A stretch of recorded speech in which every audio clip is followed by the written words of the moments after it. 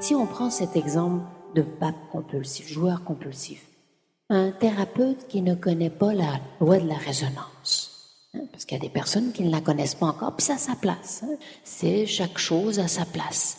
Eh bien, un joueur compulsif vient en consultation. Si ce thérapeute était comme moi, là, qui n'a aucun intérêt pour tout ce qui est jeu de hasard, il dit, ok, là, il vient, il y a un problème, ok, je vais l'aider, c'est mon travail d'aider. Mais s'il a des résonances, eh bien, qu'est-ce que ça va avoir comme conséquence? D'une part, ça peut soit nourrir, continuer à nourrir ses besoins de sensations. Il se nourrit de l'énergie du joueur compulsif. C'est une nourriture. Puis il a inscrit d'autres choses. Soit il peut être très dérangé parce que tout d'un coup, son esprit, là, il avait un bon état, il se sentait bien, un bel état de conscience. Puis là, tout d'un coup, le joueur compulsif arrive, son esprit, l'esprit du thérapeute, descend dans certaines mémoires qui étaient cachées, qui résonnent avec ce besoin de sensation, ces recherches d'expansion, mais le raccourci, où il y a des manques, puis on veut tout de suite, au lieu de travailler sur soi.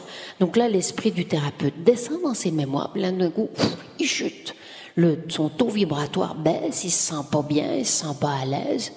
Et qu'est-ce qui fait que c'est pour ça que certains thérapeutes, comme je disais, ou dans l'aide, moi je prends le thérapeute, tient l'autre à distance. Tient l'autre à distance, puis il est pas capable, parce que s'il fusionne trop avec, ça le ramène à ses propres mémoires, puis il est pas bien. Donc ça donne ce côté où on sent l'autre, il peut être même aérien, il est dans ses pensées, puis il a l'air d'être bien, mais c'est pas tout incarné. Puis ça donne un côté où ça manque de dimension d'amour. Donc on voit comment c'est une approche très très très importante. Et les nouvelles générations qui sont déjà arrivées, comme on le dit souvent, déjà depuis quelques décennies, sont très ouverts. L'inconscient est très ouvert, c'est-à-dire le passage entre le conscient et l'inconscient est très perméable. C'est pas comme la voilée, comme certaines personnes, où là ça passe pas facilement.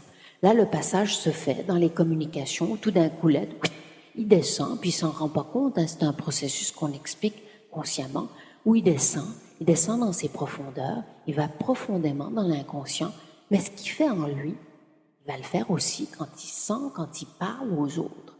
C'est-à-dire qu'il va sentir les autres en profondeur. Puis parfois, il y en a qui arrivent avec des lourds karmas. Il y a toute la gamme, lourd, moins lourd, léger. Mais il est ouvert, puis il sent l'inconscient de l'autre en profondeur, puis il est tout mélangé parce qu'il a des résonances. Mais néanmoins, il sera plus comme avant, où là, certaines personnes avec des connaissances intellectuelles, beaucoup de savoir intellectuel, ces êtres-là pourront plus impressionner ces nouvelles générations. C'est terminé. Parce qu'ils vont sentir, ils ne sauront pas expliquer, là il y a quelque chose, je sens qu'il y a quelque chose qui colle pas, je me sens pas bien. Puis donc ça amène des grands changements et c'est très, très, très positif. D'ailleurs, un monsieur qui est un thérapeute, qui a 60 ans, une soixantaine d'années, partageait à Kaya que ça faisait 30 ans qu'il était thérapeute, qu'il avait aidé beaucoup, beaucoup de monde. Il dit, on vient de m'annoncer que je vais peut-être devenir aveugle. Il dit, je fais quoi avec ça? On voit cet être qui, pendant une trentaine d'années, avait aidé les autres à voir leurs maladies, à voir leurs problèmes.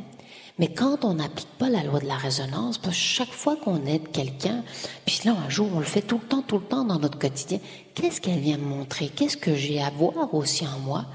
Et lui, il n'avait pas voulu voir certaines choses parce, comme on dit, l'intelligence cosmique amène des êtres qui vont avoir des résonances où l'être a fait quelques pas de plus et peut aider les autres, mais il faut quand même toujours revenir à soi à un certain niveau. Regarde, si on prend le joueur compulsif, mais lui, il vient me montrer, mais mon compulsif, mais à d'autres niveaux, à un certain degré, mais il vient m'aider à le voir.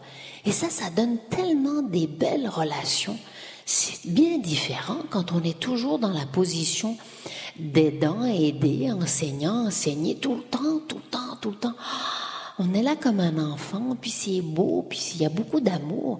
L'autre, il se sent bien quand on a cette attitude.